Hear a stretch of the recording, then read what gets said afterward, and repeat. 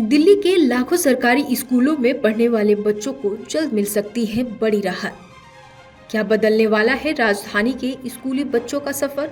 अब स्कूल तक का सफर हो सकता है और भी आसान। जानिए कैसे। रेखा गुप्ता की अपील पर मिला सरकार से जवाब। दरअसल दिल्ली के स्कूली बच्चों की सुविधा को लेकर एक बड़ी पहल सामने आई है। भाजपा नेता रेखा गुप्ता ने राजधानी के सरकारी स्कूलों के लिए डीटीसी बसों की मांग की थी, ताकि बच्चों को सुरक्षित और सुविधाजनक परिवहन मिल सके। अब इस अपील पर परिवहन विभाग ने अपना जवाब दे दिया है। क्या है विभाग का रुख और कब से मिलेगी ये सुविधा? आइए जानते हैं इस खास रिपोर्ट में।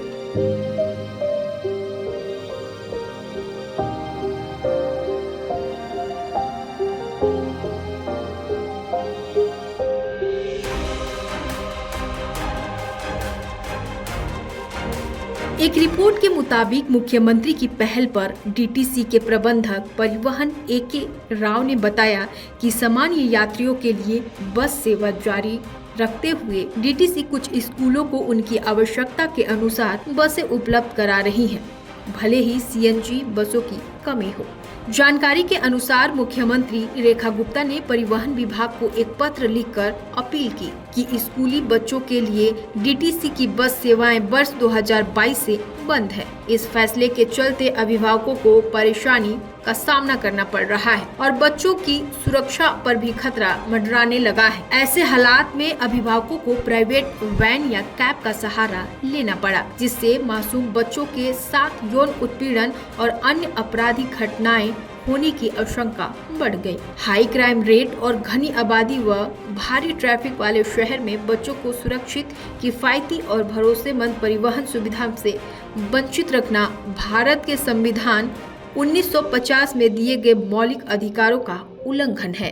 पत्र में आगे लिखा गया कि वर्ष 2022 में सरकार ने सैकड़ों नई बसें खरीदी, लेकिन सरकारी स्कूलों के बच्चों के लिए बसें उपलब्ध नहीं कराई गई। बच्चों को स्कूल आने जाने की परिवहन की सुविधा पूरी तरह स्कूलों की दया पर छोड़ना किसी भी दृष्टिकोण से उचित नहीं माना जा सकता। पत्र में मद्रास हाई कोर्ट के एक फैसले का हवाला दिया गया, जिसमें कहा गया कि स्कूली बच्चों के साथ विशेष रूप से बसें उपलब्ध कराई जानी चाहिए और उनकी संख्या में भी वृद्धि की जानकारी देनी चाहिए। दिल्ली सरकार की ओर से बताया गया कि डीटीसी कुछ स्कूलों में उनकी आवश्यकता के अनुसार बसें उपलब्ध करा रहा है। जवाबी पत्र में डीटीसी प्रबंधन ने उल्लेख किया कि स्कूल सेल की स्थापना के समय जो आदेश जारी किया गया था, उसके तहत एक गाइडलाइन बनाई गई। इस गाइडलाइन में कहा गया है कि सार्वजनिक सरकारी स्कूलों को डीटीसी बसें किराए पर देने के लिए